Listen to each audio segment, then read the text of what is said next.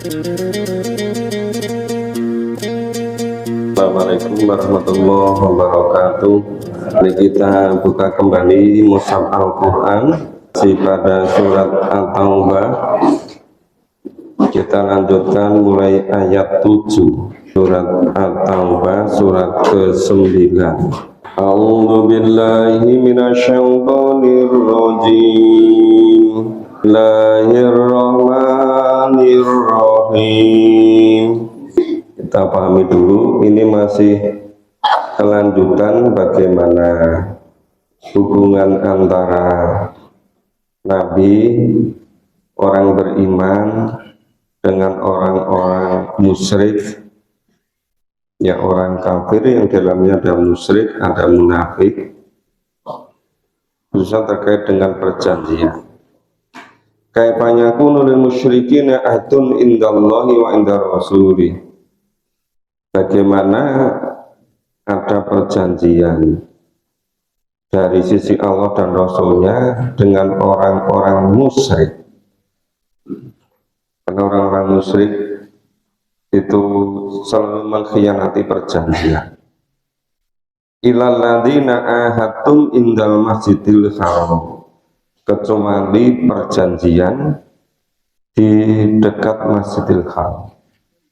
Itu perjanjian Hudaibiyah. Ketika Rasulullah dan rombongan ada 1.300-an mau ke Makkah pada tahun ke-6 menjelang ke-7. Kemudian Rasulullah utus Utsman sebagai kurirnya, tapi Utsman ditahan oleh mereka. Kemudian orang-orang beriman melakukan bayatul aqabah Rasulullah. Kemudian ketahuilah mereka takut. Kemudian Utsman dilepas. Kemudian mereka memberikan utusan untuk melakukan perjanjian. Nah itu yang itu selama mereka itu menepati janjinya, famastaqimu lakum fastaqimu lahum. Maka apabila mereka istiqomah, ya tetap berpegang teguh mentaati janjinya, nah Rasulullah dan orang yang beriman juga harus menepati janjinya, yang mengikuti kesepakatan perjanjian itu. Innallaha yuhibbul muttaqin, sesungguhnya Allah menyukai orang-orang yang bertakwa. Kaifa iyadharu alaikum la yarkubu fikum illa waladimma. Bagaimana bisa perjanjian itu dijaga? Orang-orang musyrik itu jika memperoleh kemenangan, mereka tidak mau memelihara lagi hubungan kekerabatan, tidak pula menepati perjanjian. Jadi kalau menang semena-mena, yurdunakum bi amwahim wa ta'ba qulubuhum. Nah mereka itu perkataannya, ngomongnya itu menyenangkan hatimu, ngomongnya itu halus, ngomongnya bagus, ya.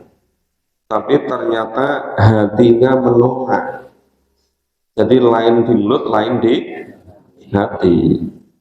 Waktaruhum fasikun, kebanyakan mereka orang-orang yang fasik. Istarong bi ayatillahi tsamanan qalila.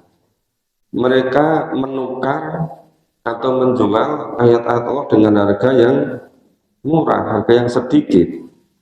Fasatu an sabilihi, lalu mereka menghalang-halangi manusia dari jalan Allah.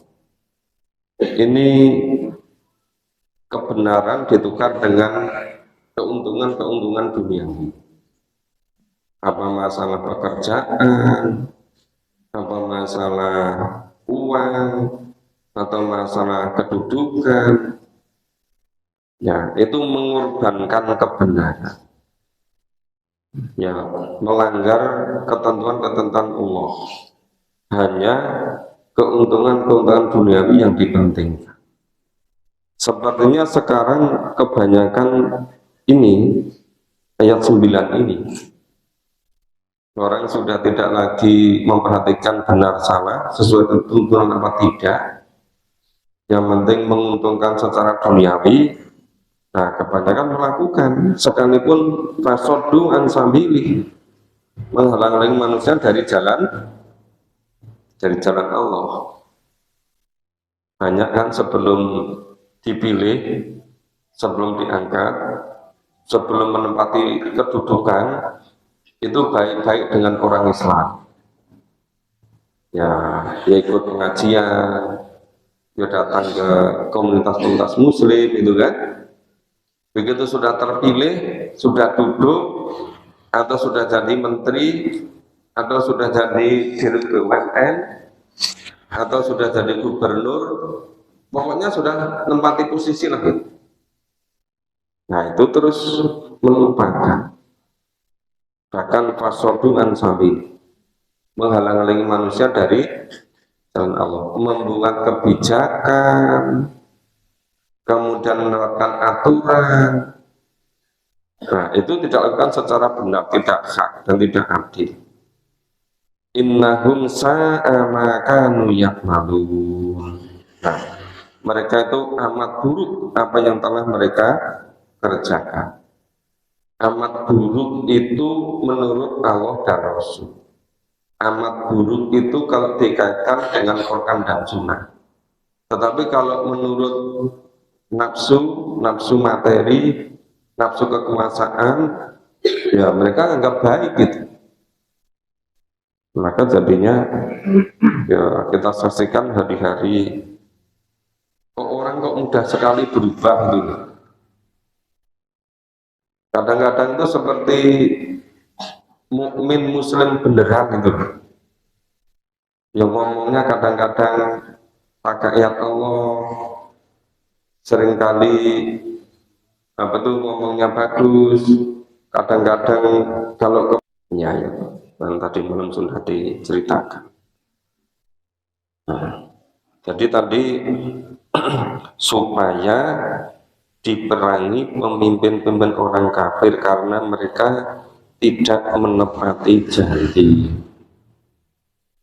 Nah, supaya mereka berhenti tidak melakukan janji-janji bohong lagi. Tapi biasanya rakyat itu mudah lupa. Iya kan? Ya maka akan terulang-ulang seperti itu. Kecuali orang-orang yang memang memahami tuntunan Allah dan Rasul. Itu biasanya bisa dipegang. Kita lanjutkan baca ayat berikutnya. A'udzu billahi minasyaitonir rajim. Ini Allah negur sebetulnya. Ala tuqatiluna qauman nakatu aymanahu. Mengapa kamu kok tidak memerangi orang-orang yang merusak perjanjian denganmu? Nah, padahal mereka telah keras kemauannya untuk mengusir kamu. Waham bi ikhrajir rasuli wa mubtada'ukum awalan marrah. Mereka itu sangat keras kemauannya untuk mengusir Rasul. Kemudian mereka yang pertama kali memulai memerangi kamu. Nah, sejak Rasulullah dan para sahabat di Mekah sudah terus-menerus diperlakukan mereka seperti itu gitu. Tapi kenapa orang-orang mukmin kok tidak mau memerangi mereka? Atasaunahu, mengapa kamu kok takut pada mereka? Kenapa? Wallahu ahaku antasyauku. Padahal seharusnya kamu takutnya hanya kepada Allah. Baru di ini. Padahal belum tentu itu nanti betul-betul dilakukan. Baru kita takuti itu misalnya, oh nanti kalau kamu masih ikut ngaji ke sana, kamu tidak dianggap penduduk sini. Digitukan itu udah takut. Jadi takutnya kepada manusia, Maka ditegur, ataksaunahu, kenapa kamu kok takut mereka? Memang yang bikin hidup mereka, yang membuat udara untuk bernapas mereka, yang menciptakan diri kita itu mereka, yang menciptakan alam semesta itu mereka. Ya, ataksaunahu, kenapa kamu takut pada mereka? Itu malah di surat An-Nisa ayat 77. Itu sebagian manusia itu takutnya kepada manusia itu lebih takutnya kepada Allah.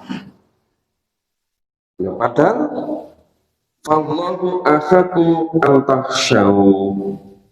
Ya, padahal Allah lah yang seharusnya kamu takuti. In kuntum mukminin, jika kamu benar-benar beriman. Jadi untuk membedakan orang beriman sama tidak itu sederhana. Menurut Al-Quran, kalau lebih takut kepada manusia, ya tidak lebih takut kepada Allah, itu namanya tidak beriman. Orang yang beriman itu tadi mengadakan pengajian juga nggak boleh. Bilangnya apa? Itu nanti bikin pingget itu. Apa betul? Yang cara menyatukan itu begitu. Yang bisa menyatukan itu hanya Allah. Dengan cara memahami dan mengikuti tuntunan Allah. Enggak mungkin kalau mengikuti cara-cara selain cara Allah bisa bersatu. Tapi seringkali malah mengatasnamakan sebaliknya. Buat supaya bersabar. Nggak usah ngadakan pengajian sendiri. Itu namanya bukan sabar. Itu namanya imannya terkikis habis. Sudah hilang imannya. Tapi sarannya, ya sabar. Ya sabar itu kan tetap dalam tuntunan Allah. Itu namanya sabar. Kalau tuntunan Allah itu dihinakan begitu diem saja, itu namanya bukan orang yang sabar. Ya orang yang dengan sengaja memang tidak mau menegakkan tuntunan Allah. Berbeda kan? Nah, jadi bedanya antara orang iman dengan tidak itu menurut surat At-Taubah ayat 13 sangat mudah. Kalau orang beriman takutnya kepada Allah. Tapi kalau orang tidak beriman lebih takut kepada manusia. Mudah-mudahan ayat 13 ini mudah teringat oleh kita, ya, sehingga tidak untuk bulan-bulanan terus. Qatiluhum yu'adzibumullah bi'aidikum. Ini malah perintahnya tegas sekali. Qatiluhum, ya, perangilah mereka. Yu'adzibumullah, supaya Allah mengadab mereka dengan tanganmu. Nah, lah kok sekarang apalagi memerangi, ngadakan pengajian aja nggak setuju. Maka sering kami bilangkan, untuk berbuat baik tidak usah menanti persetujuan orang. Mau mengadakan pengajian musyawarah dulu, nggak jadi gitu. Mau memahami Quran musyawarah dulu, nggak jadi memahami Quran. Nah, kalau Allah sangat tegas itu, qatiluhum yu'adzibuhumullah bi'aidikum, perangilah mereka supaya Allah mengadab mereka dengan tanganmu, dengan tangan orang-orang yang beriman. Wa yuhzihim wa yansurkum alaihim wa yasfi sudur qaumil mukminin. Banyak lagi nih, Allah akan menghinakan mereka. Wa yuhzihim, terus wa yansurkum, dan Allah akan menolong kamu. Wa yasfi sudur qaumil mukminin, serta Allah akan melegakan hati orang-orang yang beriman, melegakan. Melegakan itu artinya menjadi plong, menjadi lego. Itu kenapa Allah mengingatkan supaya jangan takut pada orang, tapi supaya takut pada Allah jika kamu beriman, dan supaya memerangi mereka. Kalau orang beriman memerangi mereka, tentunya satu, Allah menghadap mereka dengan tanganmu. Dua, Allah melemahkan mereka. Tiga, Allah menolong kamu. Empat, Allah menjadikan hatimu lega, hatimu jadi bahagia. Itu ada 4 keuntungan itu. Wa yudhib ghaidha qulubihim. Dan masih ada lagi yang kelima, wa yudhib ghaidha qulubihim, menghilangkan panas hati orang-orang yang beriman. Nek orang beriman kok tuntunan Allah Rasul diinjak-injak, dilanggar, tetap ayem tentrem, itu berarti memang tidak beriman. Mestinya kalau tuntunan Allah diolok-olokkan, dihinakan, itu tidak bisa tentram. Nah maka kenapa bayuthib ghaidha qulubihim. Nah itu kalau orang beriman memerangi mereka, keuntungannya ada 5 ini. Terus bayatubullahu ala mayyasha, Allah menerima taubat siapa yang dikehendaki. Wallahu alimun hakim, dan Allah Maha mengetahui lagi Maha bijaksana. Kita baca selanjutnya di mana-mana. Ini ayat 17-18. Ya kita baca. Ini sampai ayat 18 dulu ya. Sepertinya Bapak Ibu banyak yang menyiapkan putra putrinya, cucunya mau masuk sekolah hari pertama. Nanti kita pamit 2 ayat ini terus kita akhiri. Jadi pikirannya mengucapkan lebih bagus. Ini ayat 17 ini betul-betul ngeri. Orang-orang musyrik ya maka